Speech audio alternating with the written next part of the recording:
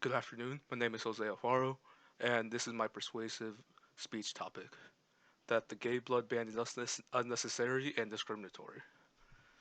The FDA has recently revised their stance on the gay blood ban because of COVID 19, and because of the global pandemic, it actually pushed for new legislation and new guidelines that are actually in favor of this my actual topic. It went from a lifetime ban to a ban of little over 6 months. So basically, they understand the need to push this archaic, archaic laws that were made based on homophobia and just discriminatory uh, behavior. Basically, blood donations, people draw blood for transfusions and medications. Depending on the process, it may not be direct, patient to patient blood transfusion, but there's a process between there. Before the a little history, before the FDA actually got involved in the regulation of blood transfusions, there was little to no regulation. Basically, anyone could say whatever they wanted about any kind of medication, any kind of drugs that were available. Basically, the farm stands, con men that would sell tonics and liquors and stuff like that, and pass them off as medicine. Because of history and the guidelines that are implemented today, safety, safety, safety is the most important factor when it comes to blood donations. And basically, a donation will undergo a magnitude of examinations and testing before it's even recommended to be transfused into a patient.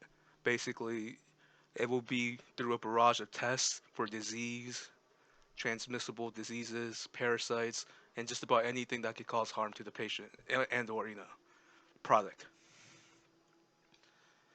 Basically, to undergo this action, or how the FDA regulates the ban on homosexuals from donating blood, is through a questionnaire and through diagnostic lab work. Basically, the whole premise was built upon that males that perform sexual acts with other males were restricted to blood, tissue, and organ requirements for donation.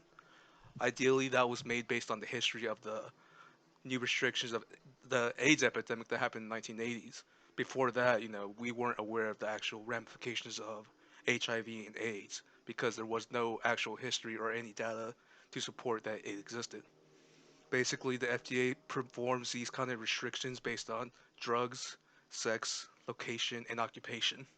That's why some people aren't able to donate blood if they're from European descent, and or they have accidental needle sticks and drug history. Basically, it's donor restriction, donor referrals. It's what stops someone from actually being able to donate blood or contribute to the organ organ donation process. And basically, and if you're a person that has already HIV, hepatitis B, C, and other infectious diseases, you're no longer eligible to donate.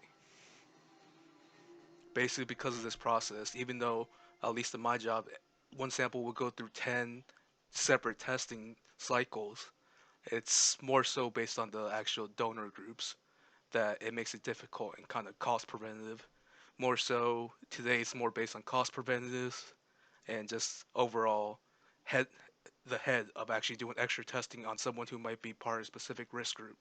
So maybe unnecessarily biased toward that, but based on the actual science, they're still unlikely from the available from the FDA. It's like 1 in 100,000 chance of contacting HIV or AIDS through an actual blood transfusion.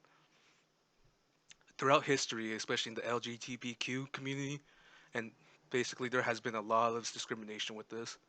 And recently, or not recently, a couple years ago, the Pulse incident actually sparked a wave of controversy and it kind of opening this idea and opening up the discriminatory actions that has been happening on with this group of people. Because at least in epidemiology and medicine, it is talked about, but there's no defining sexual orientation when it comes to the studies of HIV and AIDS. It's based on sex, like actual the practice of sex, not actual sexual orientation. So even in epidemiology and medicine, there's no gay, bi, sex, anything like that. It's more so has to do with who you're actually having sex with.